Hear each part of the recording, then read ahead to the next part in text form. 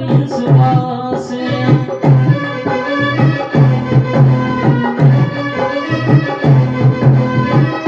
रौनका चुके मेरी जिंदगी दास जगनाल रंगे तेरा कितना विश्वास बिगड़ी बना दिए तू सारे संसार दी सुन मेरी छोड़ी अम्बे दर्द पुकार दी सुनिए मेरी छोड़ी अम्बे दर्द पुकार दी राम राम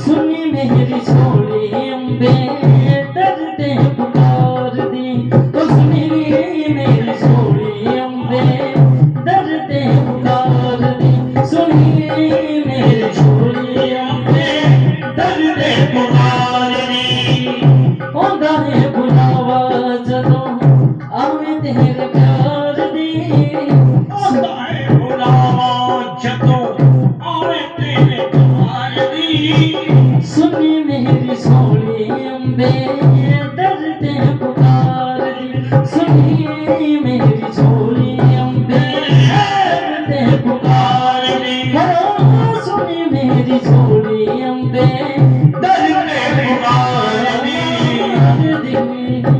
जय करा से नवनता बहुत सच्चे दरबार की जय नाम क्या भाई का सलीम शिवम सलीम वाह जी वाह बहुत बढ़िया शिवम बहुत बढ़िया भाई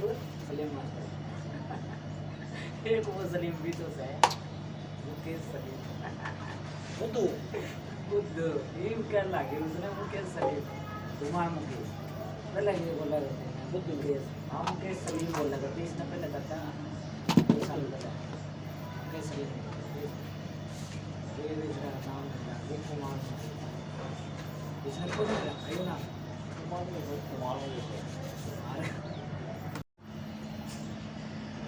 तेरी छाया में तेरे चरणों में मगन हो बैठूं तेरे भक्तों में तेरे दरबार में नैया खुशी मिलती है जिंदगी दरबार में मैया खुशी मिलती है जिंदगी मिलती है उनको खुशी मिलती है तेरे चरणों में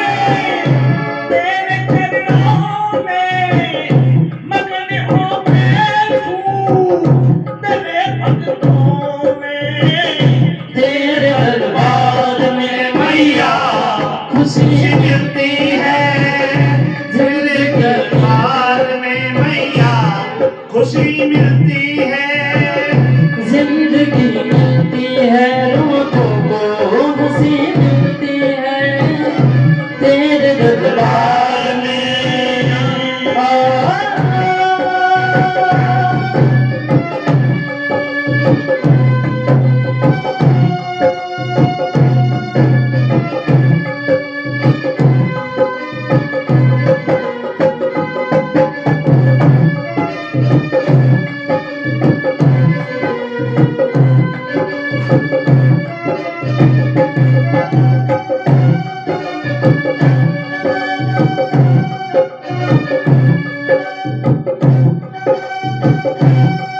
मेरी शेरा बोली तेरी हर बात अच्छी है। मेरी शेरों वाली माँ तेरी हर बात अच्छी है। वो मेरी शेरा बोली तेरी हर बात अच्छी है। मेरी शेरों वाली माँ तेरी हर बात अच्छी है। करने को पूरी है माता मेरी सच्ची है। की पूरी है माता मेरी सच्ची है। सुख दुख बनाती है अपना बनाती है। सुख दुख बनाती है अपना बनाती है। मुश्किल में वो बच्चे वो माँ की काम आती है। रक्षा करती है भगवे अपने की बात सच्ची करती उनके सपनों की। सारी दुनिया की दौलत यही मिलती है। सारी दुनिया की दौलत मिलती है। जिंदगी मिलती है वो तो हंसी मिलती है तेरे दरबार में खुशी मिलती है।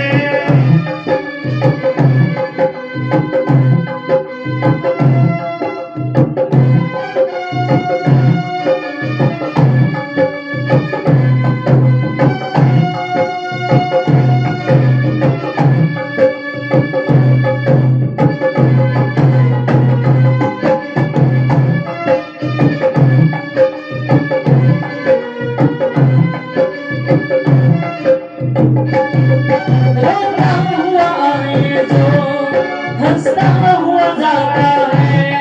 रोता हुआ आए जो हंसता हुआ जाता है। मन की मुरादों को वो पाता हुआ जाता है। मन की मुरादों को वो पाता हुआ जाता है। किस्मत के मारों को रोगी बीमारों को किस्मत के मारों को रोके बीमारों को कर दे भला चंगा। तेरी माँ अपने दुलारों को पाप कट जाए चरण छूने से। महकती है दुनिया माँ के धोने से। फिर तो माँ ऐसी कभी क्या कहीं मिलती है। फिर तो माँ ऐसी कभी क्या कहीं मिलती है। जिंदगी मिलती है रोतों को हंसी मिलती है। तेरे दरबार से में मैया खुशी मिलती है।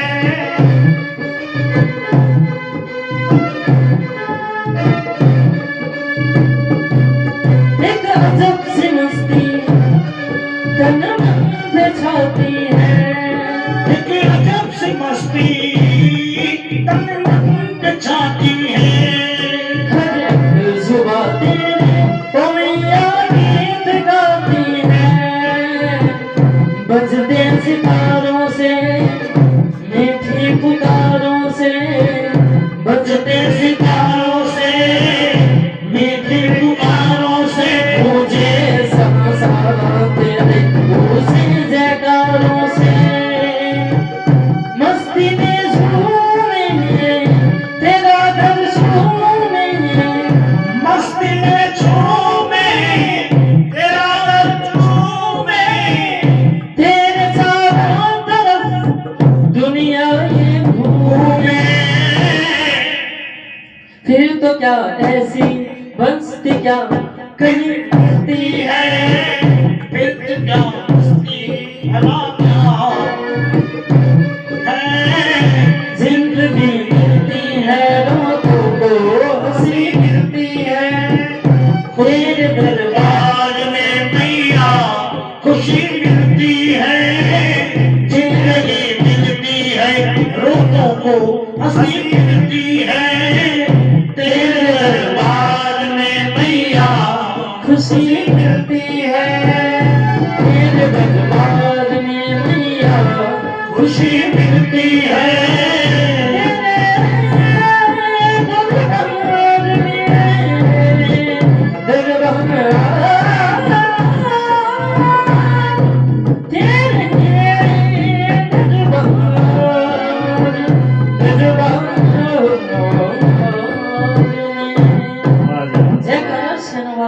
वाह जी वाह।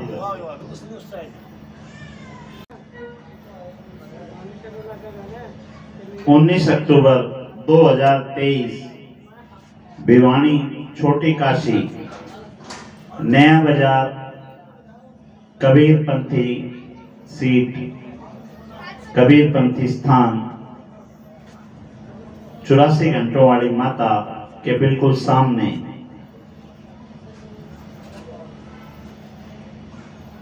पंचमी तिथि शुक्ल पक्ष ज्येष्ठा नक्षत्र के अंदर सौभाग्य और शोभन योग का मिश्रण भवकरण के अंदर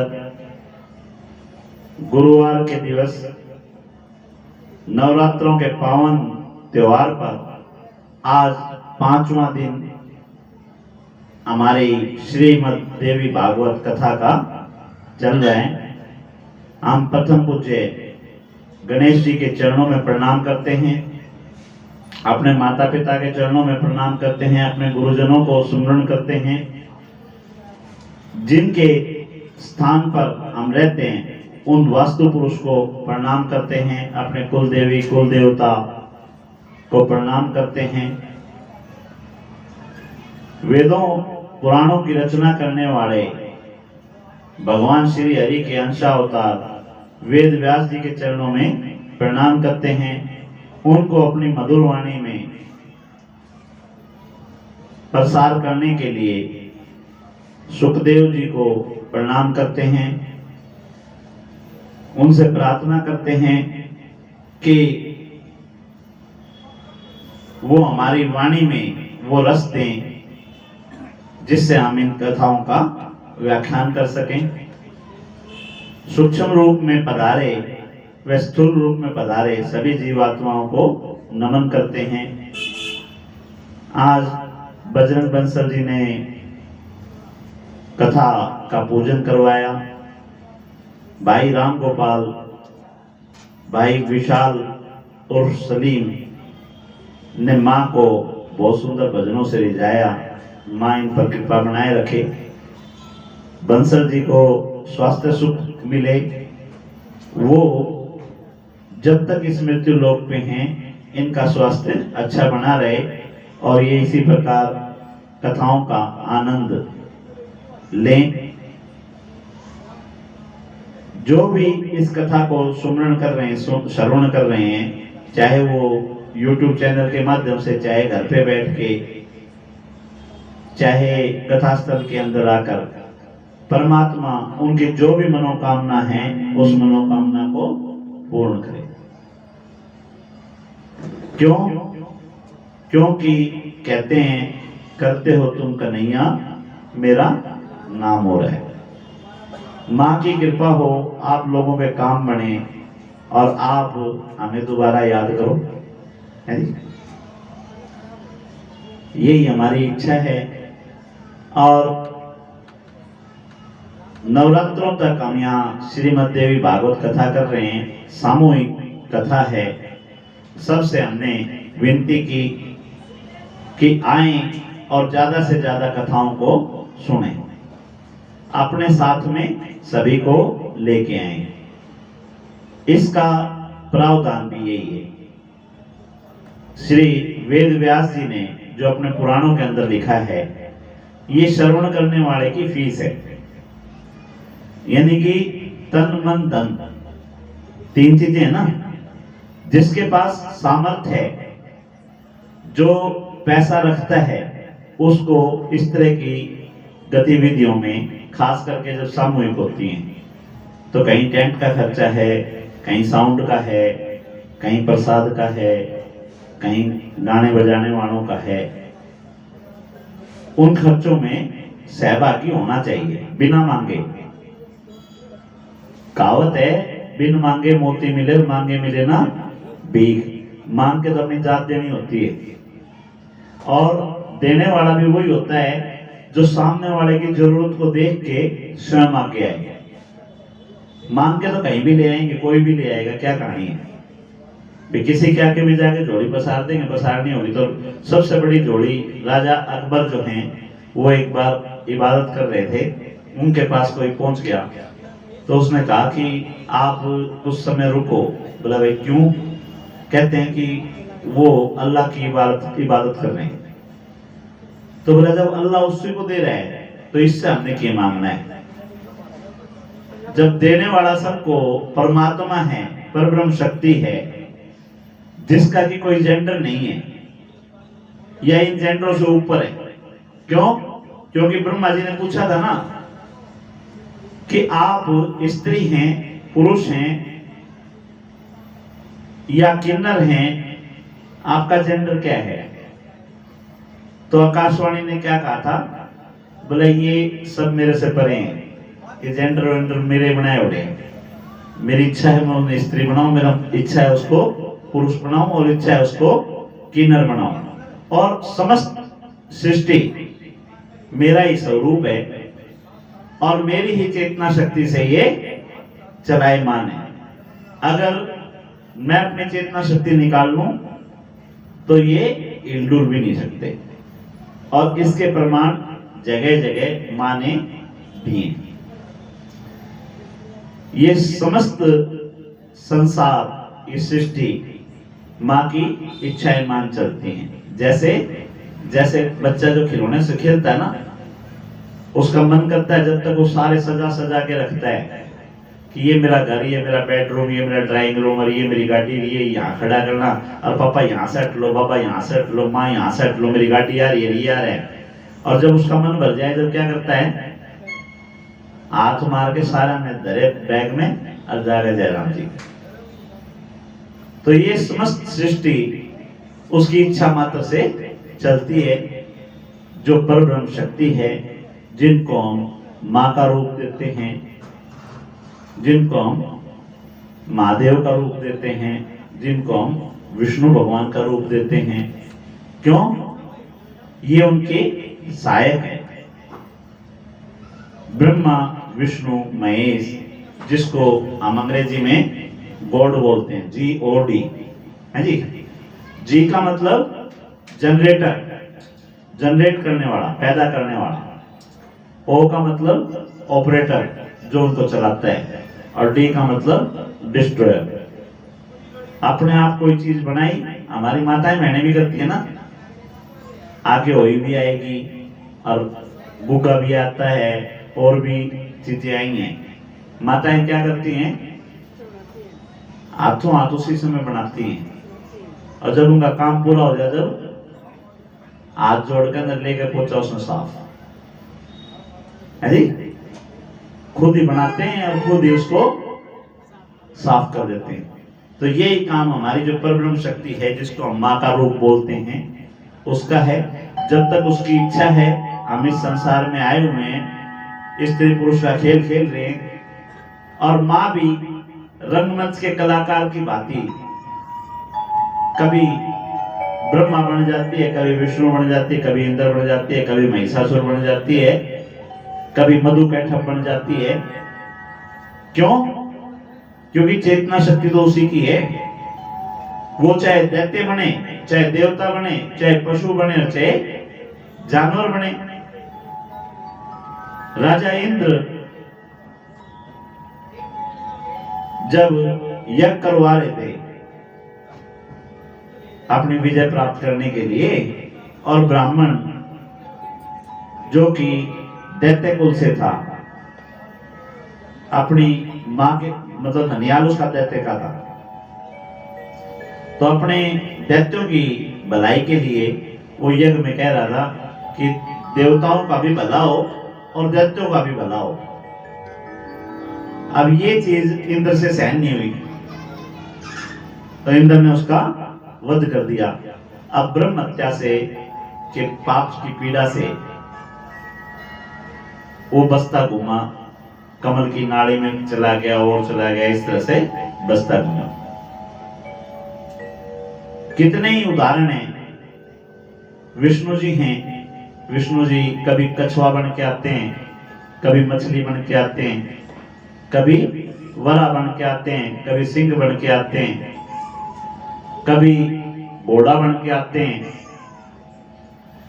आए ना, समय की जैसी आवश्यकता वैसे रूप मां परम शक्ति धर लेती है, जैसी जिस चीज की जरूरत होती है। हिरण्याक्ष के समय में जरूरत थी, क्योंकि वरदान दिया हुआ था कि ना नर से मरूं, ना नारायण से मरूं, ना पशु से मरूं, ना आदमी से मरूं, ना दिन में मरूं, ना रात में मरूं, ना ऊपर मरूं, ना नीचे मरूं, ना बाहर मरूं, ना भीतर मरूं, ना शाम में मरूं, ना सवेरे रात में मरूं, ना दिन में मरूं। तो जैसे जैसे वरदान दिए उनको पूरा करने के लिए परमात्मा वैसे स्वरूप दान करता है। जब समुद्र मंथन की बात आई, देवी और देवताओं की, दैत्यों और देवताओं ने जब ये किया, समुद्र मंथन किया, उस समय की डिमांड क्या थी? वे समुद्र को मथने के लिए रही चाहिए। अब रही रखने के लिए कोई स्थान चाहिए। तो मंदराचल पर्वत किसी चीज के ऊपर तो रखना था कि वो नीचे ना दसक जाए। तो परमात्मा स्वयं कछुए का रूप बना के और आते हैं उनको संभालने के लिए। इसी प्रकार जब प्रलय हुई, जल से जल ही जल हो गया, तो अपने भक्तों को बचाने के लिए, नई सृष्टि की रचना करने के लिए मनु शत्रुपा को आदेश देते हैं कि आप नई सृष्टि में जो भी सहायक हो, जैसे हम भी जाते हैं ना, घर वाले कह देंगे चलो तीर्थ पे चलना है, तो घर वाले क्या कहेंगे? जो जो चीज जरूरी हो अपनी समेट लिए भाई। तब राजा मनु को, शत्रुपा को आदेश देते हैं, कहते हैं कि जो जो चीजें नई सृष्टि के लिए तेरे को आवश्यक हो उनको अपने साथ रख लेना। ऐसे में मत्स्य के रूप में आऊंगा और तुम्हारे को इस भवसागर से, इस प्रलय से, पानी प्रलय से, जल प्रलय से बाहर ले जाऊंगा। उस समय कहते हैं कि शत्रुपा से मनु ने पूछा कि सारी चीज रख लिए कि एक जोड़ा? तो उसने कहा हाँ रख लिया। बोला रख लिया तो एक बार दिखा दे। देखा तो इसमें बोला सांप में। भाई सांप कहाँ पे है? यहाँ पे। तो उसने कहा कि सांपों का क्या काम है? उसने कहा अच्छा, किसी भी प्रकार का जहर उतारने के लिए क्या चाहिए? जहर चाहिए। कहां से लेके आएगी? परमात्मा ने सृष्टि की रचना की है, कोई भी चीज निरर्थक नहीं की। ऐसी कोई चीज नहीं बनाई जिसका उपयोग ना हो, चाहे वो सांप हो, चाहे वो बिच्छू हो, चाहे कुछ भी है। सारी चीजें परमात्मा ने इस तरीके से रच रखी हैं कि उनकी आवश्यकता इस संसार में मनुष्य को होती ही होती है। इस प्रकार कभी मच्छ बने, वरा अवतार लिया। वरा अवतार में क्या था? परमात्मा ने वरा, सूअर को बोलते हैं, हाँ जी, सूअर का अवतार लिया। तो पृथ्वी जो है वो वैसे भी लेके आ सकते थे, फिर वरा अवतार क्यों लिया? भक्तों को जैसा वरदान दे रखा होता है वैसा ही। अब हिरण्यकश्यपु को वरदान दे रखा था कि भाई तेरा ही जो रूप होगा उसी रूप में आके तेरा वध कर पाएंगे। तो वो जब वरा अवतार में, वरा रूप में था, उसको वरा रूप में मारा। ऐसे ही एग्रीव ने भी अपना वरदान ले रखा था कि मुझे कोई दूसरा एग्रीव ही मारे। तो परमात्मा ने अपनी लीला से अपना स्वरूप एग्रीव का बनाया और एग्रीव का अंत किया। हमने सुखदेव जी को देखा।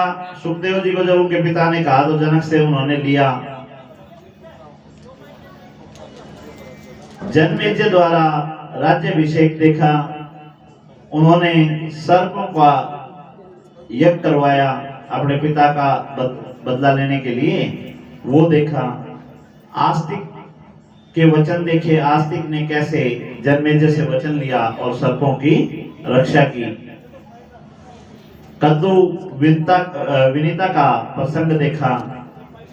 ब्रह्मांड की उत्पत्ति और ब्रह्मा विष्णु महेश तीनों द्वारा जब वो भ्रमण करने के लिए गए, हमारा भी होता है ना कि चलो भारत भ्रमण पे चलते हैं, देखने की इच्छा होती है ना, तो ब्रह्मा विष्णु महेश उनकी भी इच्छा हुई, तो वो भी अपना लोगों को देखने के लिए गए। और जब देखने के लिए गए तो माँ ने अपने पैर के नखून में सभी देवी देवताओं के दर्शन उनको करवा दिए। जगदम्बा का स्वरूप, जब हमने कहा कि पूरी सृष्टि सब कुछ सारा उसी के अंदर है, और उसको भी इस तरह से मान लो जैसे किसी मिट्टी से अगर घड़ा बना रखा हो। मैं तो बार बार इसी का उदाहरण देता हूँ। अब मिट्टी की कोई कमी है अपने यहाँ? मिट्टी से ईंटें बनी हुई हैं, मिट्टी से ही घड़े बने हुए हैं, मिट्टी से ही दीवे बने हुए हैं, मिट्टी से और चीजें बनी हुई हैं, और मिट्टी में ही जाना है। तो अब कोई ये कहे मिट्टी का स्वरूप बता दे, क्या स्वरूप बता दे मिट्टी का? तो परमात्मा जो है उसने सारी संरचना कर रखी है स्वयं में से, और फिर भी इनसे बाहर है, और फिर भी इसके अंदर है। यानी कि हर कण कण में परमात्मा विराजमान है, और इस समस्त सृष्टि से बाहर भी वही है और अंदर भी वही है। जब कुछ भी नहीं था तो भी वो था, और जब ये सब कुछ फिर से खत्म हो जाएगा तो भी वही रहेगा। इस प्रकार जगदम्बा ने अपना स्वरूप का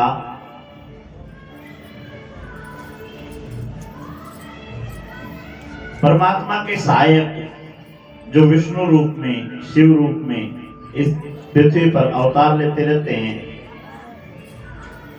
उसमें मूर्ख उतथ्य महान पंडित सत्यव्रत,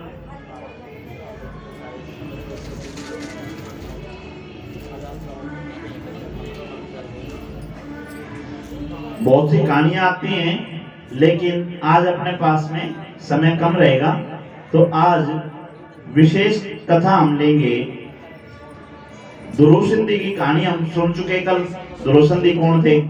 दुरोसंदी के दो बेटे थे, सुदर्शन और दूसरे युद्धजीत। उनकी कथा हमने सुनी, कैसे भारद्वाज ने, ऋषि ने उनको बना दी, और कैसे माँ की प्रेरणा से किसी ने हास्य में, मजाक में क्लिक कह दिया, और उस कली को पकड़कर वो भवसागर से पार उतर गया। उसको उसका राज्य दोबारा मिला, और उसको सुंदर स्त्री मिली, सारी चीजें उसको मिली। तो ये माँ की कृपा है जिस पे करनी होती है, उसके लिए फिर वेद शास्त्र सारी चीजें रचने वाली वही है। मूर्ख से मूर्ख को भी विद्वान बना सकती है। ऐसे बहुत से उदाहरण हमारे को देखने को मिलेंगे। कालिदास का उदाहरण समझ में, कालिदास का जानते हो? कालिदास क्या थे? एक राजकुमारी थी, और वो विद्वान थी। उसने संकल्प ले रखा था कि जो मेरे से ज्यादा विद्वान होगा उसी के साथ शादी करूंगी। तो जितने भी विद्वान थे वो सारे के सारे चर्चा करने के लिए उनसे आ जाते थे, और वो अपनी चर्चाओं में उनको हरा देती थी, उनकी बेइज्जती कर देती थी। अब जब वो बेइज्जती कर देती थी तो उन्होंने सबने मिलके प्रण ले लिया कि जो प्रचुर प्रकांड सबसे भयंकर वाला मूर्ख होगा वो इसका पल्ला बांधना है। और वो उस मूर्ख को ढूंढने के लिए चले जाते हैं। वो देखते हैं एक पेड़ के ऊपर, एक डाली के ऊपर बैठकर उसी डाली न काटने लग रहे हैं। तो वो कहते हैं उसको, बोले रे मूर्ख आदमी क्या करने लग रहा है? जिस डाली पे बैठे उसे न काटने लग रहा है, हमारा पड़ेगा। तो मूर्ख आदमी किसी की सुनता है? है जी। तो उसने कहा जाकर अपना काम करो, मन ने मेरा काम करने दो, मन ना सिखाओ, मन ना सिखाओ मैं क्या करूं, तुम जाओ तुम तेरा काम करो। हाँ। हमेशा से आदत है, मूर्ख नाम ही उसी का होता है जिसको आप कोई चीज समझाना चाहो वो समझे ना, जो समझ ले वो तो मूर्ख है ही नहीं। कहते हैं एक ने कही दूसरे ने मानी, नानक कहो दोनों ही ज्ञानी है जी। भाई एक का कहा हुआ दूसरा मान ले तो मूर्ख कहां रह गया? मूर्ख ही वो है जो दूसरे की माने ना। हमारा साथी है अंकुर गुप्ता, जो मैंने आपको जिक्र किया था बागकोटी गली नंबर 5 से, आजकल करनाल है, उसके पास भी रिकॉर्डिंग जाएगी। उसका एक कथन है, वो कहता है बोला महाराज छोर में एक खास आदत है, बोला खुद में दिमाग नहीं दूसरे की मानने नहीं है जी। बोला महाराज छोर में एक खास आदत है, खुद में दिमाग नहीं है और दूसरे की माननी नहीं है, तो उसी को तो मूर्ख कहते हैं। जो किसी के समझाने पे समझ जाए वो मूर्ख करेगा। तो अब वो कहता है कालिदास, तुम अपना रास्ता लो और मन मेरा काम करने दो। कुछ समय बाद वो भविष्यवाणी सत्य होनी थी। डाला टूटा और उसके गोटे धतिया में जाकर लाके वो भाग के गया ढूंढता ढूंढता, और दोनों के पैर पकड़ के बैठ गया। बोला महाराज आप तो परमात्मा। बोला क्यों, क्या बात भाई? बोला पढ़ा तो मैं रोज करता, पढ़ा तो रोज करता, लेकिन बतानिया को नहीं है कोई भी। किसी ने पहले बता दिया तू पढ़ेगा, आज तू पहला बंदा आया है, तुम पहले बंदे आए हो जिसने पहले बता दी थी तू पढ़ेगा, है जी। अब वो इस चीज को देख के बोले भाई ठीक है, ये चाहिए था, इससे की डिमांड थी, है जी। बोले ब्याह हो रहा है तेरा? बोला जी मैंने कौन ब्याह करा था मेरा? बोला हम करावांगे, लेकिन मारे कहे के हिसाब से चलना पड़ेगा। तो जिसका ब्याह नहीं होता और उम्र निकलती जा रही हो, आप उससे बात करके देखो। खास करके हमारी भाभियां जो हैं वे तो बहुत मजे लें। मेरे पिताजी जो हैं वो भी किस्सा बताया करते कि मेरी ताई जो है वो बहुत मजे लिया करती मेरे पिताजी के। कहते सुभाष आज तो तेरा रिश्ता आ रहे हैं। बोला भाभी कौन है? बोले पहले बर्फी ला फिर बताऊंगी, है नी? तो बोले हमारी ताई ने बहुत बर्फी खाई हमारे पिताजी से। ये मजाक की बातें भी हैं और सत्य भी हैं। सत्य का मतलब जिसका शादी नहीं होती हो, उसमें कहीं से आस दिख जा तो उसकी खातिर तो भगवान आ गया, वो तो उससे की गुण गाओगा। वो बोला तम मैंने किम्मे कर लियो, धरती में गाड़ दियो, मेरा ब्याह कराओ। तो बोला तुम्हें चुप रहना है, किम में भी कंडीशन हो, तुम्हें जो बात करनी इशारा में करनी। ठीक है, वो ले जाके उसके सामने रख दी। अब उसको कह दिया, बोला ये ब्रह्म ज्ञानी है, लेकिन इसने मौन व्रत ले रखा है, और मौन व्रत खोल लगा जब इसका ब्याह हो जाएगा। भाई अगले का संकल्प है मेरा ब्याह हो जाए तो बोला मैं मौन व्रत खोलूं, ना तो खोलूंगा नहीं। बोला फिर शास्त्रार्थ किस तरह हो? बोला तू बोल, इसने सुने हैं, अरियो तने इशारा में जवाब देगा। तो उसने कहा परमात्मा एक है। उसने सोचा अज्ञानों का एक आंख फोड़ूंगी, नवरात्रि दोनों फोड़ूंगा। ओ बोले भाई क्या मतलब होया? बोले ये यूं कह रहे हैं कि परमात्मा एक को नहीं दो है, एक साकार है एक निराकार है। बहुत बढ़िया बात, बहुत बढ़िया बात भाई। अब उसने कहा, उसने देखा है कि थप्पड़ दिखाओ है। बोला मुक्का लगेगा, तू थप्पड़ दे मैं मुक्का मारूंगा। बोला भाई ये बता, है जी? हाँ ये बता भाई। तो बोला ये उन्होंने कहे अब इंद्रियां तो 5 हैं, लेकिन इन्हें वश में रखना चाहिए। तो ऐसे उसकी बातों के जवाब दे दे के वो संतुष्ट कर दी। संतुष्ट कर दी उसने। वरमाला घालते इन बोले तू जाने तेरा काम जाने जयराम जी। और उसने बेरा पटे तो असली है वो है निखत है सबसे ज्यादा। तब उसने माँ भगवती की पूजा करवाई इनसे कालिदास जी से। और कालिदास जी जो हैं प्रकांड पंडितों में हुए। हाँ जी। और शकुंतला उपन्यास उन्होंने लिखा जो कि आज भी हमारे बच्चे कॉलेजों में पढ़ते हैं। ऐसे ऐसे कितने उदाहरण बताएं। अपने पुराणों के अंदर भी बहुत से उदाहरण हैं।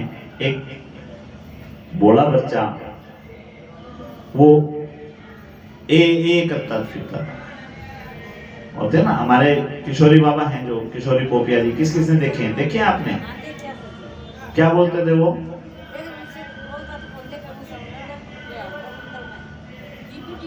ना ना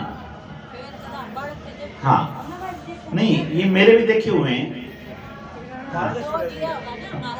हाँ तो वो माई पोपी करते फिरते थे। माई पोपी दे दे। हाँ तो इसीलिए उनका नाम पोपिया पड़ा था। और उनकी कथा जो है वो भी कुछ इसी प्रकार है कि उनकी माई के बच्चे नहीं हो रहे थे। तो बच्चे नहीं हो रहे थे, वो तिगरानिया बाबा जो हैं उनसे मन्नत मांगी। तिगरानिया बाबा ने कहा भाई एक तेरा एक मेरा, 2 बच्चे होने थे, ठीक है। अब जब दूसरा बच्चा हुआ तो बाबा ने कहा भाई ये बच्चा इमाम ने दे। और माई बोली बोली बालक के दिया जा है, ये तो कहने की बात तो याद रहे। तो बोला अच्छा। तो फिर बोला ना तेरा ना मारा। हाँ वो परमात्मा का है, बोला भगवान का ही नाम लेगा।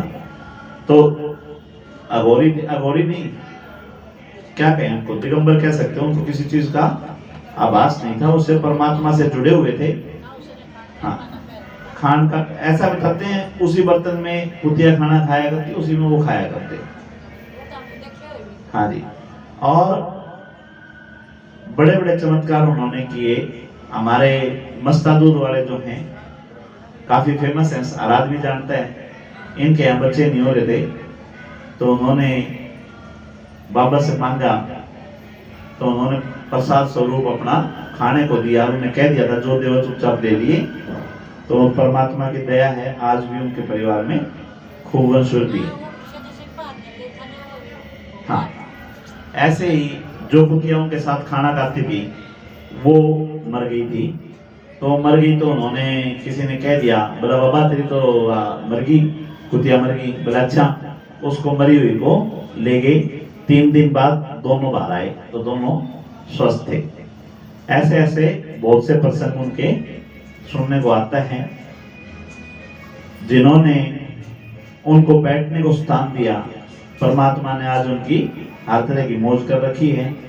और 26 तारीख को हम उनके यहाँ उनका गुणगान करेंगे। भाई राम गोपाल, आप लोग भी पहुंचना उनके स्थान पे। सुबह 1 बजे से लेके 3-4 बजे तक माताएं करेंगी और शाम को 6 सवा 6 से भाई राम गोपाल अपने साथियों के साथ वहाँ पे कीर्तन करेंगे। नया बाजार में बुद्धवाणी मंदिर के पास उनका ठिकाना है। तो वो भी तिगानिया बाबा जो हैं वो शिव अवतारी हैं और तिगानिया बाबा का अंश ही बाबा किशोरी पोपिया जी। नया बाजार बुद्धवाड़ा मंदिर देखा है ना? हाँ धर्मशाला है ना, वो मंदिर भी है भीतर। उससे पहले बाबा का डेरा है, किसी से ही पूछ लो सब बता देंगे। हाँ साल में बड़ा भारी उत्सव होता है उनका। त्रयोदशी को उन्होंने ये दुनिया छोड़ी थी, संसार से गए थे। तो त्रयोदशी पे बाबा हंसगिरी जी जो स्थान पे विराजमान हैं, उनकी इच्छा थी कि वे हम कीर्तन करें, तो वहां पे कीर्तन कर रहे हैं। हाँ अब परमात्मा जो है समय समय पे अपना परिचय किसी न किसी रूप में देता रहता है। जो पुराण हम पढ़ रहे हैं ये 5000 साल पुराने हैं, तो इसलिए उनकी कहानी इसमें तो मिलेगी नहीं, है ना? हाँ हमने कल कश्यप जी की और वरुण जी का उदाहरण देखा था, कैसे कश्यप ऋषि जो थे उनके दो पत्नियां थी, दिति और अदिति, और अदिति के पुत्र देवता हुए और दिति के दैत्य हुए। उनका प्रसंग भी हमने देखा, कैसे उनको श्राप मिला, और इसी प्रकार श्राप की वशीभूत होके उनको इस धरती पे वासुदेव और देवकी बन के आना पड़ा, और उनसे वरुण देवता जो हैं, वरुण देवता से वो लेके आए थे, गाय लेके आए थे। तो जो बछड़े हैं, बछड़ों के विलाप की वजह से उन्होंने श्राप दिया था कि जैसे तुम्हारे बछड़े, इसके गाय के बछड़े आज बिलख रहे हैं, ऐसे तेरे बच्चे भी जो हैं तेरे से दूर रहेंगे। तो देवकी से दूर रहे वो बच्चे। इसी प्रकार श्री नर नारायण की कथा का हमने वर्णन किया कि कैसे परमात्मा ने तपस्या का प्रचार प्रसार करने के लिए यहाँ पे तपस्या की, और तपस्या को भंग करने के लिए जब इंद्र ने वहाँ पे अप्सराएं भेजी, तो उन अप्सराओं का मोह भंग करने के लिए या उनको समझाने के लिए कि भाई इनकी मेरे पास कमी नहीं है, उन्होंने सर्व सुंदरी उर्वशी नाम की अप्सरा को प्रकट किया, और एक सहस्त्र 50 और रानियां इकट्ठी की। अब वो जैसे मकड़ी ने कोई जाल बुना और उस जाल में खुद ही फंस जाए, वो वाली कहानी उनके साथ भी हो गई। और उन्होंने सबने कहा कि आप हमारे को अपने पति रूप में, क्या कोई नहीं हो जाएगा, वो थोड़ी देर में आगे चले जाएगा। तो अब क्या हुआ कि उनको पति रूप में वर्णने के लिए कहा। जब उन्होंने कहा कि इस जन्म में तो हमने संकल्प ले रखा है कि हमने रहना ब्रह्मचारी है, आगे जब हमारा जन्म होगा, जब तुम अलग अलग राजाओं की राजकुमारी बन के जन्म लोगी और तुम्हारे साथ इकट्ठे सबके साथ में शादी करूंगा। तो कृष्ण भगवान जब जन्म लेते हैं तो ये करते हैं, और ऐसा कहा जाता है कि भगवान ने माँ की तपस्या की थी इसी चीज के लिए, भाई मेरी बहुत सी शादियां हो, बहुत सी रानियां। इसी प्रकार देवताओं का दैत्यों का युद्ध चलता रहता था। जब देवताओं का दैत्यों का युद्ध चलता था, समुद्र मंथन के अंदर क्या हुआ था, कोई बताएगा? समुद्र मंथन की कहानी बताएगा आप में से कोई? समुद्र मंथन जो हुआ था उसमें से बहुत सी चीजें निकली थी, वो सारी देवताओं ने दैत्यों ने आपस में बांट ली थी। अंत में उसमें निकला ये अमृत। जो अमृत निकला, अब अमृत को देख के दोनों पक्ष, शुक्राचार्य ने बोल रखा था कि भाई इसको जो जिएगा, इसको जो पिएगा, उसकी आयु देवताओं की आयु जितनी आयु हो जाएगी। तो अब कौन नहीं चाहता अपनी आयु बढ़ाना? तो बोले भैया अमृत कलश जो है हमारे पास आना चाहिए। उस अमृत कलश को राजा बलि देवताओं से छीन के ले गए। जब देवताओं से छीन के ले गए तो देवताओं के पास विष्णु जी के पास पहुंचे। अब विष्णु जी ने भी उनको बोल दिया कि भाई हम जो हैं, हम भी परतंत्र के अधीन हैं, यानी कि परब्रह्म जो हैं वो हमारे को आदेश देते हैं और कोई नहीं करेंगे तुम्हारी मदद। भैया पास जो मान लो कोई काम हो किसी से, आज अगर मान लो भवानी से कोई काम हो, जो भवानी को डायरेक्ट नहीं जानता, तो वो उसके दोस्त ने कहेगा, उसके सहायक ने कहेगा कि भाई भवानी से काम करवा दे हमारा। तो इसी प्रकार विष्णु जी के पास जाते हैं और विष्णु जी उनको कह देते हैं भाई तुम आवेदन दे देते हैं, तुम चिंता ना करो, और स्वयं मोहिनी का रूप करके उनकी बुद्धि हर लेते हैं। क्यों? क्योंकि इस जगत में माँ ने खुद भी कहा है, आगे प्रसंग सुनाऊंगा मैं आज। माँ ने खुद भी कहा है लोहे की हथकड़ियों से कोई बच सकता है, लेकिन जो स्त्री के जाल में फंस गया ना वो नहीं निकल सकता। ये माँ ने खुद बोला है। क्यों? क्योंकि बोला मैं योग माया हूं और मेरा ही रूप ये है, तो जो इस चक्कर में फंस गया वो नहीं निकल सकता। और भगवान मोहिनी का रूप रख के दैत्यों को छल देते हैं, उनको कह भी देते हैं कि बोला भाई स्त्री के ऊपर विश्वास नहीं करना चाहिए। लेकिन जब बलि पूर्ण रूप से मोहित हो गया था माँ इनके ऊपर, परमात्मा के ऊपर, तो उसने कहा तू जो करेगी हमें वो मंजूर है। तो बोला मंजूर है तो बात सुन भाई, मैं तो दियो देखा को नहीं जा, आके एक ने दियो दूसरे ने नहीं दियो, ये कम तो है को नहीं, थोड़ा थोड़ा सारा दे दे। उनने भी तो समुद्र मंथन कराया था। हाँ बोला उनने भी तो समुद्र मंथन कराया था, तो आप तो उनका ही बने हैं। बोले मेरे तो अन्याय हो नहीं, बेशक मेरे को करवा चाहे ना करवा। अब जब वो स्त्री की बात में आ चुका, गोपी काफी किस्से आते हैं अपने, उसका भी आता है ना पिंगला भरथरी का, नहीं पिंगला भरथरी नहीं, कौन सा था किस्सा, बहुत आते हैं ऐसे किस्से। तो उसमें वो अमृत कलश लेके आ जाते हैं, कहते हैं भाई दोनों बैठ जाओ, दोनों आने अपना हाथ से पिला दूंगी। तो दैत्यों को सूरा पिला दी और देवताओं को अमृत पान करवा दिया। उस अमृत पान के बीच में एक दैत्य देख रहा था,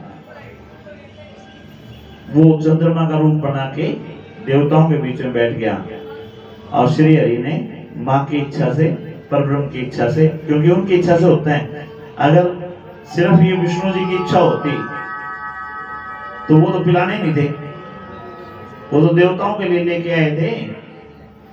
तो ये परब्रह्म शक्ति की इच्छा रही होगी कि उन्होंने उसको पिला दिया, और पिलाते ही भगवान ने सुदर्शन चक्र छोड़ दिया और अमृत जिसने पी लिया उसकी देवताओं वाली आयु हो ही गई, उसके दो टुकड़े हो गए। सब ने हाथ जोड़ दिए, बोले महाराज क्या कर रहे हो, इसके जितने टुकड़े करोगे ये उतने रूप ले लेगा, मरना तो है नहीं। तो बोले ठीक है। फिर सेटलमेंट हुई। सेटलमेंट का मतलब समझौता, कि भाई तू मुकद्दर देवता बना दे, राहु और केतु हमारे देवताओं में गिने जाते हैं। 9 ग्रह शांति के लिए मंत्र आता है, क्या आता है? ब्रह्मा मुरारी त्रिप्रांतकारी, यानी कि 3 शक्तियां हो गई। ब्रह्मा शंकर नहीं है, विष्णु भगवान, मुरारी और त्रिप्रांतकारी शंकर भगवान। ब्रह्मा मुरारी त्रिप्रांतकारी। उसके बाद में भानु। भानु कौन है? सूर्य, ठीक है। शशि, शशि कौन है? चंद्रमा। भौमपुत्र, भौमपुत्र कौन है? मंगल देवता। बुधश्चे, गुरुश्चे, शुक्र, शनि, राहु, केतुए, ये 9 के 9 ग्रह हो गए। सर्व ग्रह शांति करंतु, सारे ग्रह शांति बनाए रखें, इसलिए ये इस प्रकार ये मंत्र की रचना हुई। अब जो दैत्यों का इसका युद्ध हुआ था और देवताओं को अमृत मिल गया, दैत्यों को नहीं मिला। अब युद्ध दोबारा होना था, नहीं होना था? युद्ध होना था ना, फिर से युद्ध हुए। अब जब युद्ध हुआ तो जिसने अमृत पान कर लिया उनका कुछ बिगड़ना नहीं, मारे कौन जाएंगे? है जी, दैत्य मारे जाएंगे। तो दैत्य अपनी सुरक्षा के लिए क्या करें? अपने गुरु के पास गए कि गुरु जी की करम,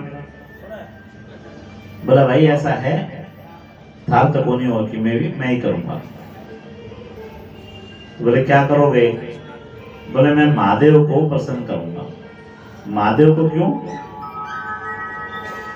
महादेव और महादेवी ये शक्ति हैं, शिव और शिवा। परब्रह्म शक्ति जो है सारा ज्ञान इन्हीं के पास में। इसका उल्लेख भी ये आता है कि मां ने जब इनसे शादी की महादेव जी से, तो उन्होंने कहा कोई शादी तो बराबर अड़ंग होया कर, तेरा मेरा की, मेरे पास कुछ है नहीं, तेरे पास सब कुछ है। तो उन्होंने कहा कि भाई मैं, जैसे कालिदास की पत्नी ने कालिदास को पढ़ाया माँ की इच्छा से, तो मैं भी तेरे को अपने बराबर कर लूंगी। तो सारी शक्तियां माँ ने महादेव जी को दी। अब उसके बाद बोले भाई अब भी शादी को नहीं हो सके। बोले क्यों नहीं हो सके जी? अब बोला अब दूसरा जन्म लेना पड़ेगा। तो माँ सती के रूप में जन्म लेके आई। एक प्रसंग तो ये आता है। दूसरा प्रसंग ये आता है कि महादेव और महादेवी दोनों इस सृष्टि का संचालन कर रहे थे अच्छे से, और उसमें दिति और अदिति जो दोनों दैत्य और देवताओं के उसमें थी, वो देख रही थी कि ब्रह्मा विष्णु महेश ये देवताओं का पक्ष लेते हैं, और इसमें भी शिव और शिवा जो हैं ये संहारक हैं। किसी चीज का अंत करना हो तो ये करते हैं। अब डर किसका? डर तो उसी का होगा ना। और बोले अगर शिवा को शिव से अलग कर दें तो ये सिर्फ शौर्य देगा। भाई चेतना शक्ति निकाल दो शरीर से तो पड़ा रहेगा शरीर का क्या डर है? तो बोला इसको शिवा को शिव से अलग करो। उसके लिए देवी भागवत के अंदर ये आता है कि दिति ने अपने पिता को तैयार किया, दक्ष प्रजापति को। वो कहने लगी, जैसे त्रिया चरित्र कह लो, उसने अपने पिता से बात करनी बंद कर दी। अब पिता से बेटी बोले ना और उल्टा मुंह सुझा ले, हर बात का जवाब उल्टा दे, तो पिता क्या कहेंगे कि बेटा बात क्यों होगी? है जी? कहते बात के तू मेरी खातिर कुछ करता नहीं। तो बोला क्या करना है बता दे। भाई क्या करना है? बोला करना ये है शिव और शिवा को अलग करना है। बोला बेटा ये काम तो मुश्किल है, ये काम तो नहीं हुआ है। तो बोला मैं तो कहने लगी तेरे बस का को नहीं, मैं भी तेरे को हो नहीं कुछ भी, तेरे रास्ता बताऊं तो करे नहीं। तो बोला बता रास्ता बता। रास्ता ये है उसकी पूजा कर, तपस्या कर उसके लिए, और प्रसन्न करके उसको अपनी बेटी रूप में लिया और उसको कह दियो कि सारी चीज भूल का हो या बता कर नहीं आओ किसी ने भी। तो दक्ष प्रजापति ने परमात्मा की आराधना की, परब्रह्म शक्ति की, जिनको हम मां भगवती कहते हैं, उनकी उपासना के बाद में दक्ष प्रजापति ने मां से वरदान लिया कि आप मेरी पुत्री के रूप में आओ। अब मां से कोई बात छुपी तो थी नहीं, लेकिन बोली ठीक है तूने मेरी तपस्या करी है, पूजा करी है, तो इसका फल मुझे देना है। मैं तेरी ऋणी हूं इस चीज के लिए। मैं तेरी पुत्री के रूप में आऊंगी तेरे घर में, लेकिन शर्त के साथ। और शर्त क्या होगी? बोले जिस दिन तू मेरा अपमान कर देगा उस दिन मैं तेरे को छोड़ के चली जाऊंगी। और उस शर्त के अंदर ये विद्यमान था कि आप जब मेरी पुत्री के रूप में आओगी तो ये किसी को बता के नहीं आओगी, यहां तक कि महादेव को भी नहीं बता के आओगी। तो महादेव जो हैं, जब महादेवी उनको छोड़ के चली गई बिना बताए, वहां से उन्होंने वैराग्य ले लिया था इस संसार से, कि भाई तुम जानो थारा काम जाने। तो इस प्रकार माँ का इनका विच्छेद हुआ था। हमारी माताएं जो हैं वो भजन भी गाती हैं, ओ माँ मेरी छोटी सी शिव बड़े बूढ़े। तो शिव जो हैं वो तो उस समय से हैं जब ये सृष्टि की रचना की गई थी। हैं वो परब्रह्म शक्ति जिनको माँ भगवती उनकी इच्छा से उन्होंने उनको अपना पति बना, तो हैं उनके इच्छा से सारी चीजें, लेकिन ये उस समय से हैं। अभी देवता और दैत्यों के बीच में जब युद्ध चलते रहते थे तो दैत्य शुक्राचार्य के पास गए कि गुरुजी हमारा तो अब थमे ठिकाना हो, थम ढूंढो कोई इलाज। शुक्राचार्य ने कहा कि अमृत तो उनके पास गया, अब जब तक अमृत उनके पास है और उन्होंने पी लिया तुम उनको हरा भी नहीं सकते। अब मैं महादेव को प्रसन्न करके वर लेके आऊंगा और तुम्हारी ड्यूटी है कि कुछ भी हो जाए मेरी तपस्या में विघ्न नहीं पड़ना चाहिए। ठीक है। अब महादेव से उन्होंने वरदान मांगा। क्या मांगा? क्या वरदान मांगा शुक्राचार्य जी ने?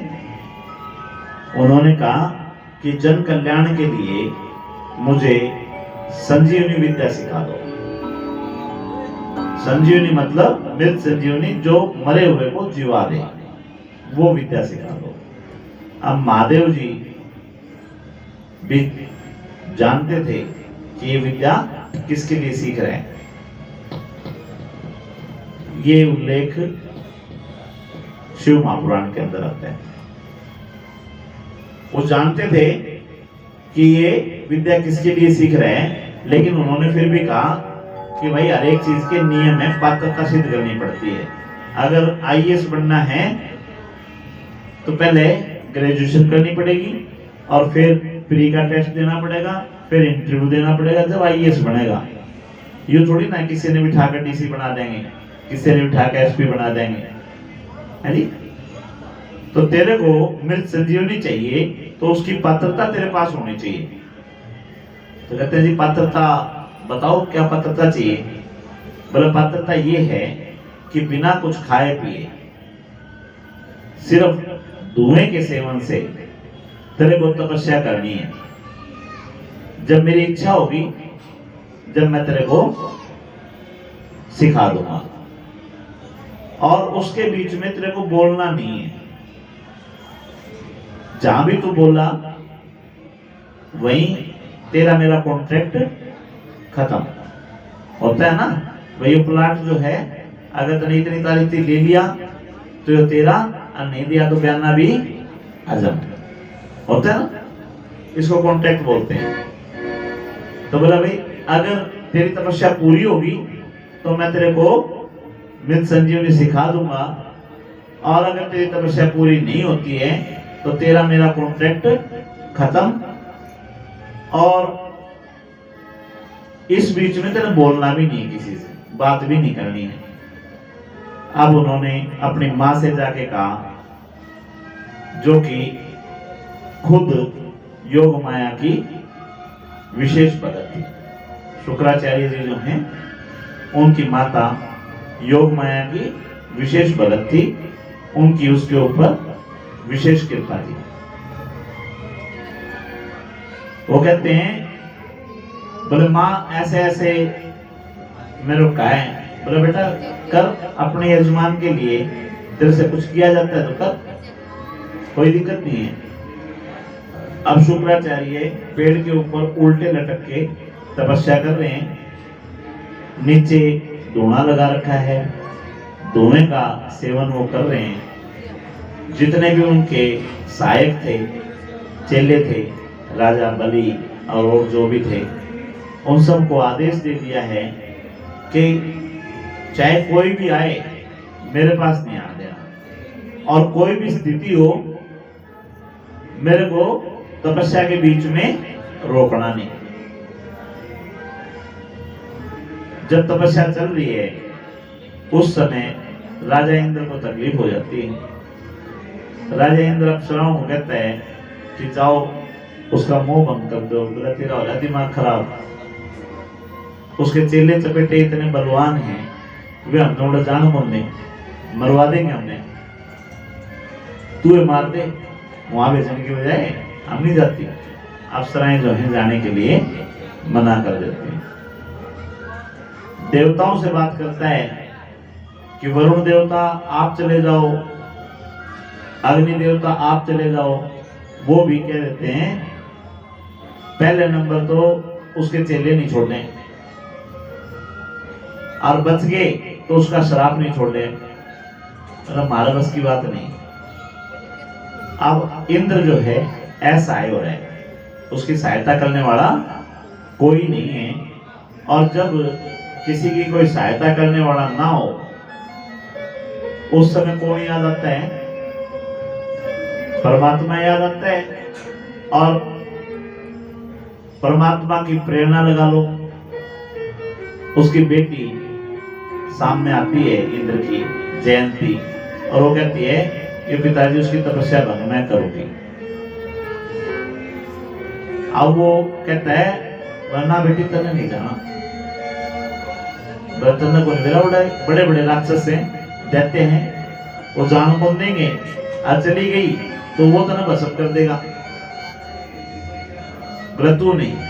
तो वो कहती है कि राजा के लिए उसकी सारी प्रजा उसके पुत्र समान होती है। जब तने अग्नि देवता से कह दी, वरुण देवता से कह दी, इन देवताओं से कह दी, इन अप्सराओं से कह दी ये तेरी बेटी नहीं है, ये तेरे बेटे नहीं है, और जब तने उनसे मुंह नहीं था तो मेरे से किस बात का मुंह?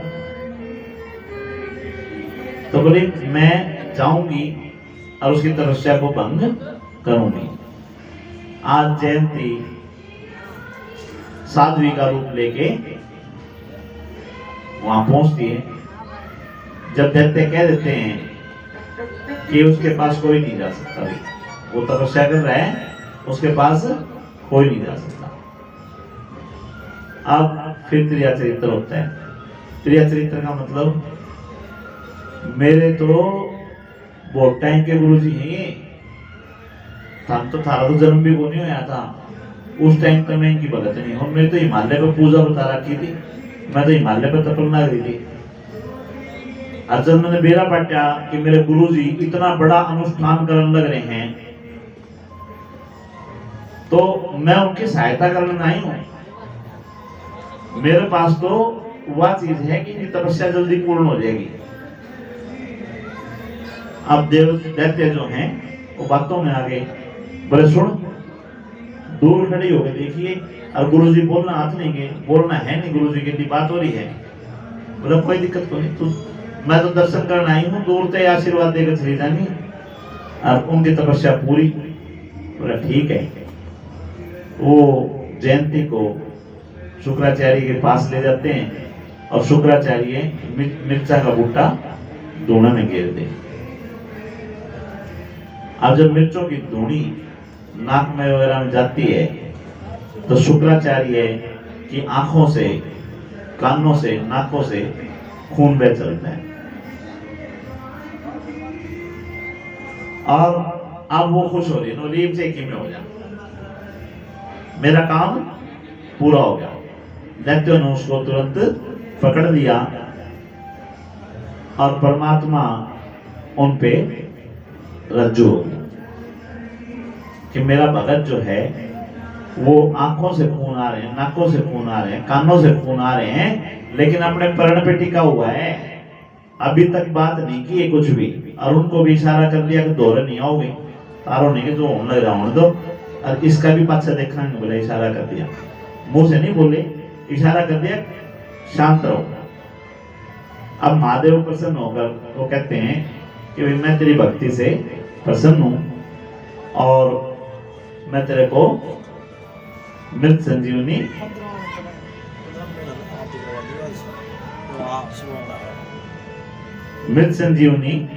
मैं तेरे को देता हूं। जब उनको मृत संजीवनी मिल गई तो उन्होंने कहा कि भाई अब जयंती को ले आओ। जयंती कांप रही है कि अब पता नहीं क्या होगा। और वो कहते हैं मेरे को पता है ये राजा इंद्र की बेटी है और अपने पिता के मुंह में वे पिता को सुरक्षित करने के लिए ये मेरी तपस्या बंद करने के लिए आई थी। परिणाम इसको भी पता था कि कुछ भी हो सकता है, लेकिन मैं इनका आभार व्यक्त करता हूँ। आभार व्यक्त क्यों करता हूँ?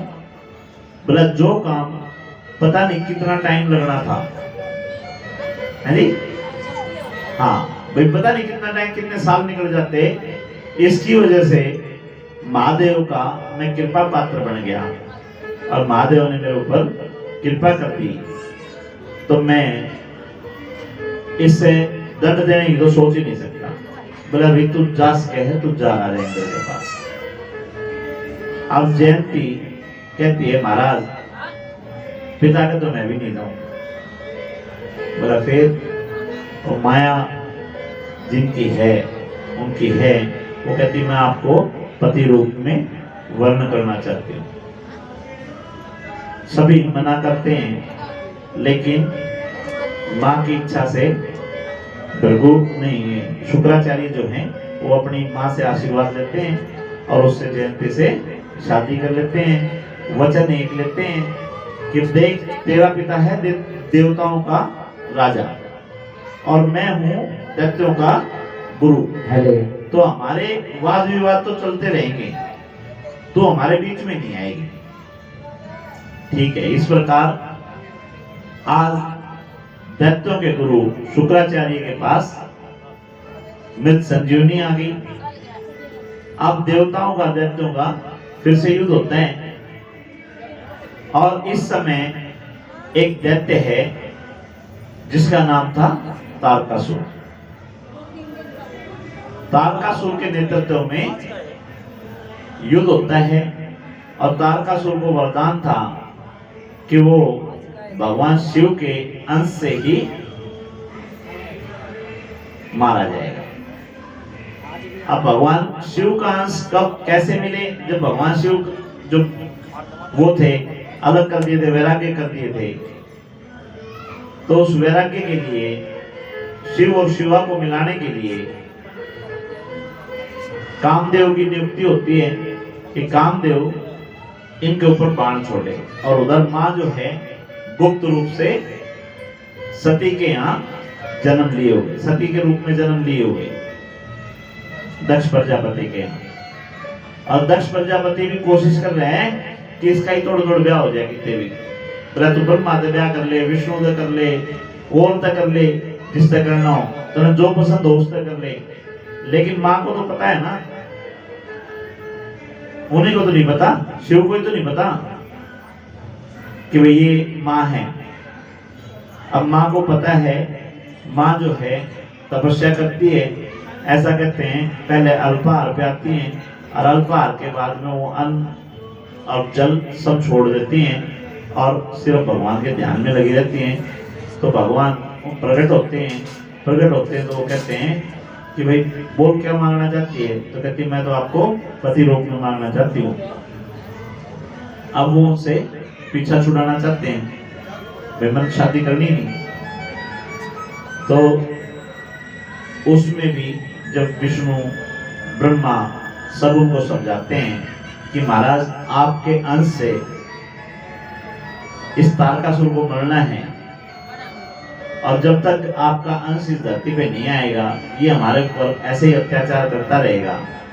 और रया खया उसके पास मृत संजीवनी भी आ गई।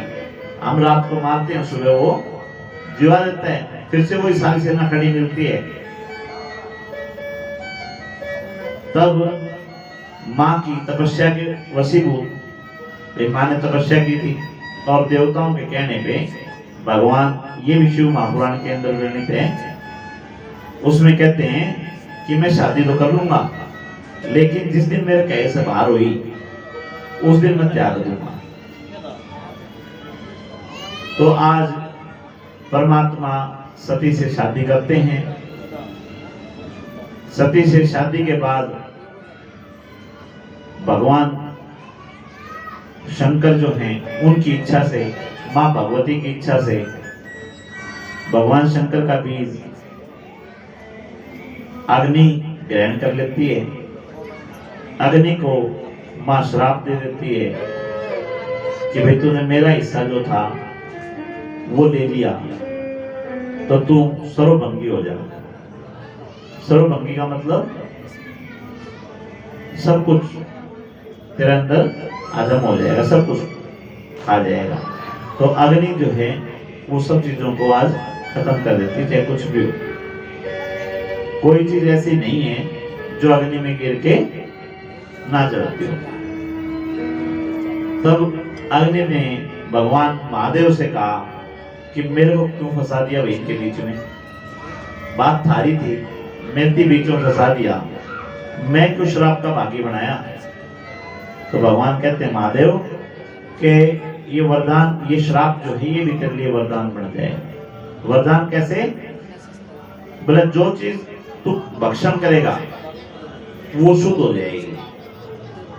सोना शुद्ध करना होता है तो क्या करते हैं, अग्नि में तपाते हैं ना, ऐसे ही अग्नि में गिर के सब चीजें शुद्ध हो जाती हैं। हमारी जो शरीर है जिसको हम जड़ चेतन बोलते हैं, इसको भी अंत में हम अग्नि को दे देते हैं, जिससे ये भी शुद्ध हो जाता है। और जो हमारी कथाएं हम करते हैं, कथाओं के बाद हम हवन करते हैं। हवन का भी हम यही कहते हैं, जो रेमेडी कह लो, उपचार कह लो, आपको कहीं पंडितों के पास, तांत्रिकों के पास कहीं जाने की जरूरत नहीं है।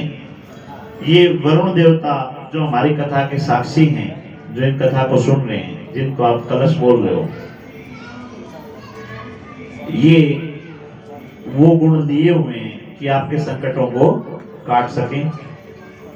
उसके बाद हम उपचार के तौर पे बताते हैं कि आप सूखा नारियल बजने वाला, डाढ़ी वाला वो लेके और अपने इष्ट को, जिसको भी आप मानते हो, माँ को मानते हो माँ को, हनुमान जी को मानते हो हनुमान जी को, श्याम जी को मानते हो श्याम जी को, बाबा जी को मानते हो बाबा जी को, जिसको भी मानते हो, उनसे प्रार्थना करो कि हमारे जो भी कष्ट है वो सारे कष्ट इस अग्नि में स्वाहा हो जाए।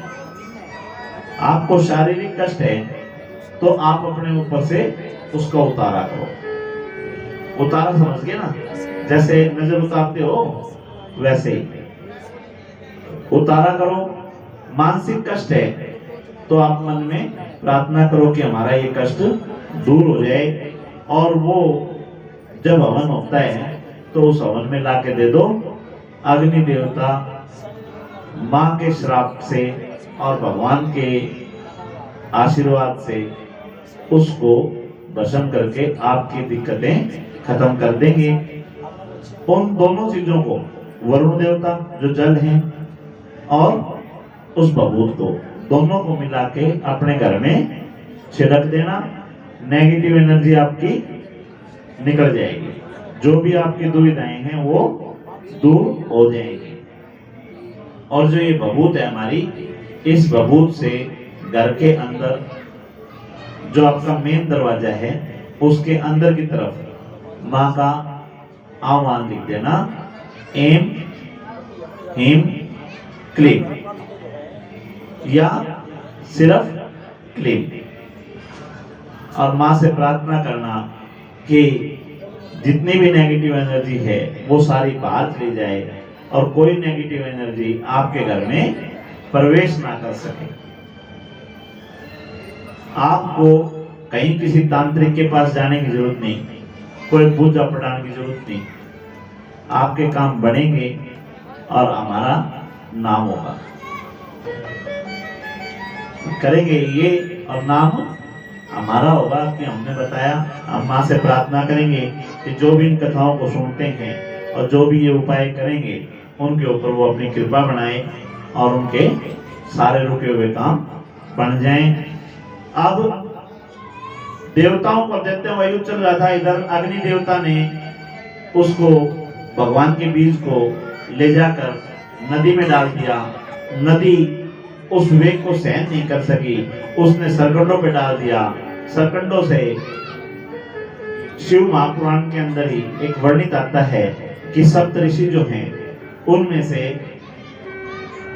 6 ऋषियों ने मिलके गौतम ऋषि को ब्रह्म हत्या का दोषी करार करवाया था गणेश जी से। तो गणेश जी ने उनको कहा था कि तुम जो ये गलत काम करवा रहे हो ये मैं कर रहा हूं तुम्हारी मजबूत उससे बंध के वचनों में बंध के, लेकिन इसका दुष्परिणाम तुम्हारे को भुगतना पड़ेगा। तो 6 ऋषि जो थे उनकी पत्नियों को कलंक लगना और उस कलंक के लिए उस बीज से वो 6 की 6 ऋषि पत्नियां गर्भवती होती हैं। जो हमारे कार्तिकेय जी का जन्म होता है और शिव अवतारी का जब शिव बाबा को पता चलता है कि ऐसे ऐसे वहां पे भाई आपके बीज ने पौधे का रूप ले लिया, तो कार्तिकेय को बुलाते हैं और कार्तिकेय को बुला के आदेश देते हैं कि आप इस देवताओं का काम करो और तारकासुर का वध करो। नवरात्रों में जो ये 9 दिन है, 9वां दिन 5वां दिन सकंद माता के नाम से जाना जाता है और कार्तिकेय की मां बनने का जो मां भगवती को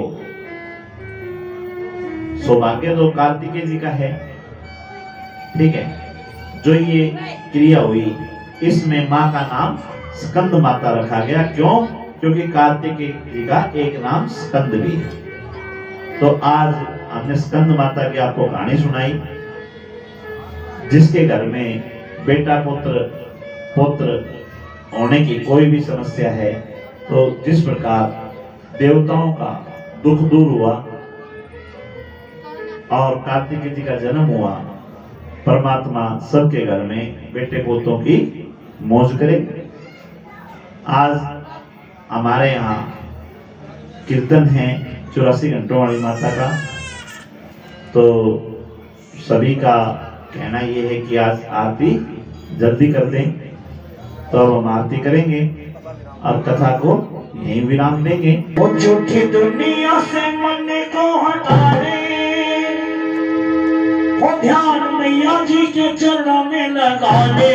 नसीबा तेरा जाग जाएगा, नसीबा तेरा जाग जाएगा, नसीबा तेरा जाग जाएगा, नसीबा तेरा जाग जाएगा।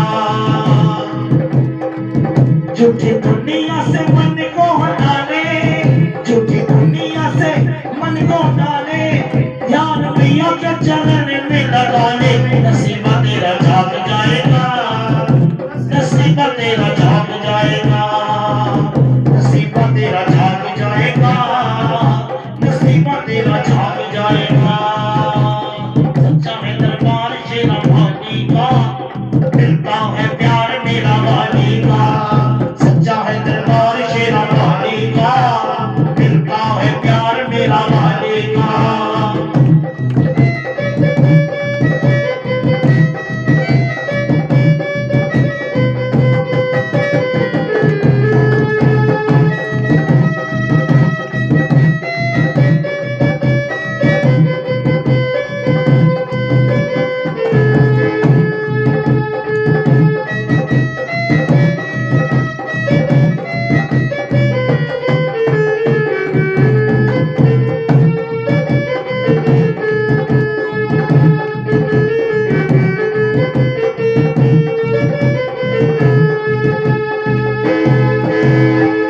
संसार मत चंगने अनोखा है,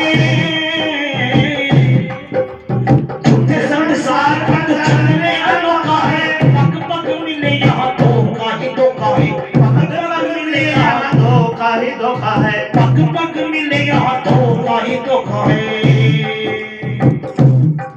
मान जाएगी तुम या वो मनाने, मान जाएगी तुम या वो मनाने, चोट मांगी तुम प्रेम से जगाने। नसीबा तेरा जाग जाएगा, नसीबा तेरा जाग जाएगा, नसीबा तेरा जाग जाएगा, नसीबा तेरा जाग जाएगा।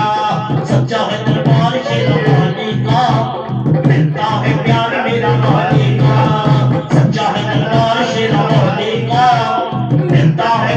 मेरा वाले का।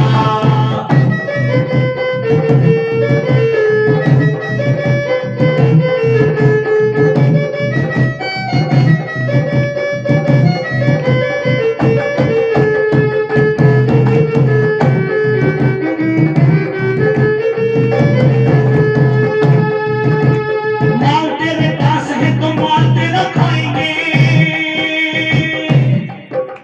माल तेरे पास है तो माल तेरा खाएंगे। हुआ जो खत्म तो नजर नहीं आएंगे, हुआ जो खत्म तो नजर नहीं आएंगे। महामारी को तू अपना बना ले, महामारी को तू अपना बना ले। प्यार मौका है अनूठा तू पाले, नसीबा तेरा जाग जाएगा, नसीबा तेरा जाग जाएगा। लखिया नसीबा तेरा जाग जाएगा, नसीबा तेरा जाग जाएगा। सच्चा है दरबार शेरा वाले का, मिलता है प्यार मेरा वाले का। सच्चा है दरबार शेरा वाले का, मिलता है प्यार मेरा वाले का।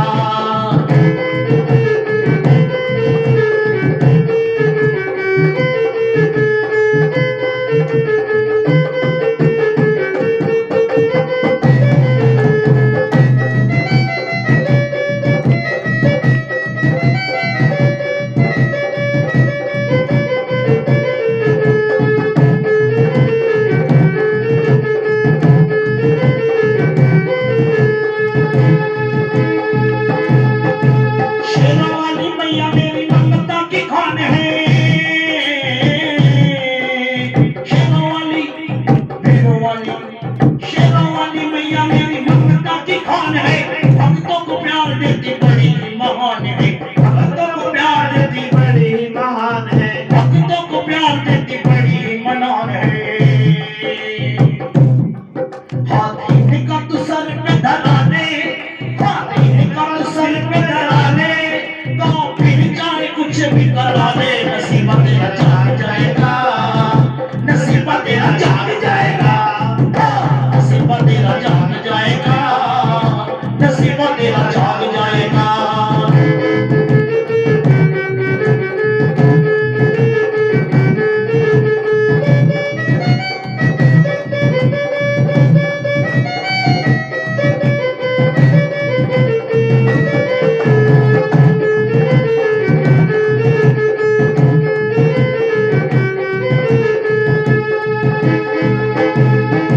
श्याम सुंदर मैया तेरे चरणों का दीवाना है। माँ श्याम सुंदर मैया तेरे चरणों का दीवाना है। सारा जग झूठा मैया सच्चा तेरा ठिकाना है, सारा जग झूठा सच्चा तेरा माँ ठिकाना है। माता रति चरणों में, माता रति नो चरणों में लगा ले, माता रति नो चरणों में लगा ले। लखा बिगड़ी हुई को बना ले, नसीबा तेरा जाग जाएगा, नसीबा तेरा जाग जाएगा। नसीबा तेरा जाग जाएगा, नसीबा तेरा जाग जाएगा। सच्चा है दरबार शेरा वाले का, मिलता है प्यार मेरा वाले का। सच्चा है दरबार शेरा वाले का, मिलता है प्यार मेरा वाले का। झूठी दुनिया से मन को हटा ले, झूठी दुनिया से मन को हटा ले। प्यार मैया के चरण में लगा ले, नसीबा तेरा जाग जाएगा, नसीबा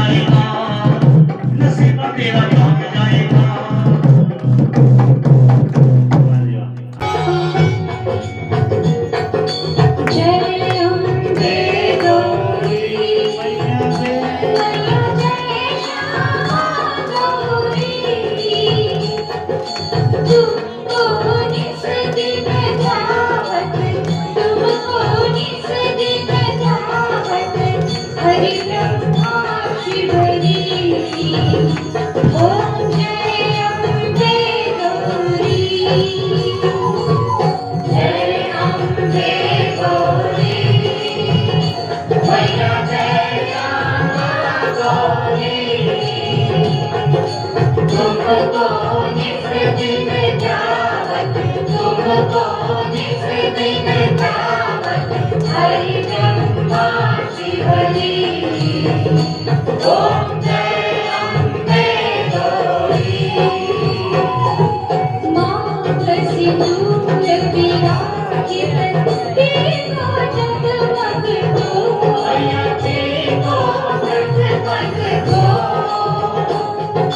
उज्ज्वल से दो नैना, उज्ज्वल से दो नैना, चंद्रवदनी को। ओम जय अम्बे गौरी। कनक समान कली रत्नाकर राजे, रत्नाकर राजे। रक्त पुष्प दलमाला, रक्त पुष्प दलमाला, कंठन पर साजे। ओम जय अम्बे गौरी। हरि वाहन लागत, भरत खबरदारी, भरत खबरदारी। सुर नर मुनि जन सेवक, सुर नर मुनि जन सेवक, तिनके दुख हारी। ओम जय अम्बे गौरी। पावन कुंडल शोभित, नासाग्रे मोती, नासाग्रे मोती। कोटिक चंद्र दिवाकर, कोटिक चंद्र दिवाकर, सम्राजित ज्योति। ओम जय अम्बे गौरी। शुभ निशुभ विदारी, महिषासुर घाती, महिषासुर घाती। धूम्र विलोचन नैना, धूम्र विलोचन नैना, निस दिन मदभाती। ओम जय अम्बे गौरी। चंद्रमुंड संहारी, शोणित बीज हरे, मैया शोणित बीज हरे। मधु कैटभ तुम्हारे, मधु कैटभ तुम्हारे, सुरधरि करे। ओम जय अम्बे गौरी। ब्रह्माणी रुद्राणी, तुम कमलानी, मैया तुम कमलारानी।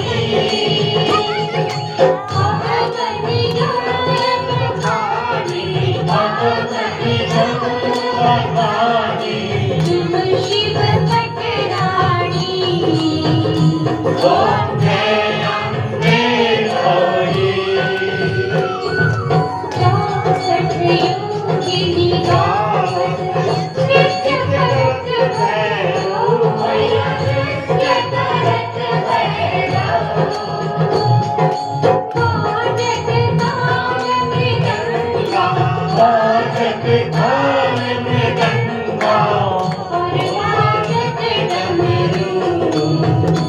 ओम जय अम्बे गौरी। तुम ही जग की माता, तुम ही हो वरदा, मैया तुम ही हो वरदा। भक्तन की दुख हरता, भक्तन की दुख हरता, सुख संपत्ति करता। ओम जय अम्बे गौरी। पूजा प्राणपति जोगित, वरमाला धारी, मैया वरदाधारी। मनवांछित फल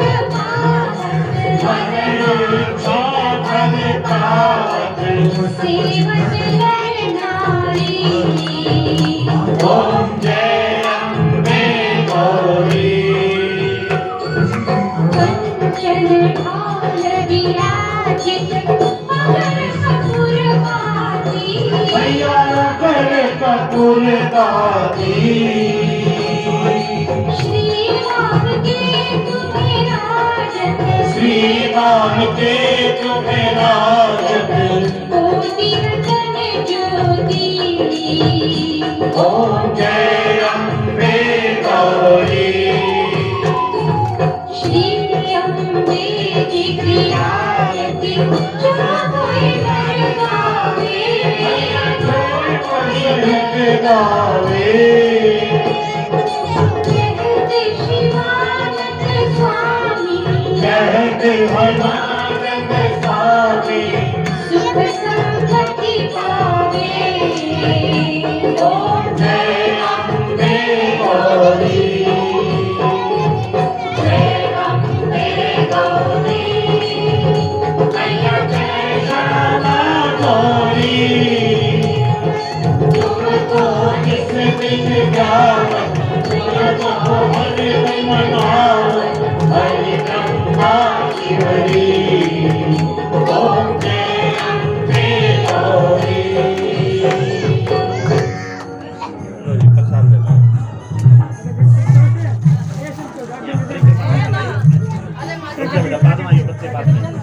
पहले बड्डा नार दो धर्म की अधर्म का प्राणियों में विश्व का धरती माता की गौ माता की सत्य सनातन धर्म की आए हुए भक्तों की शेरों वाली माता की वो सच्चे दरबार की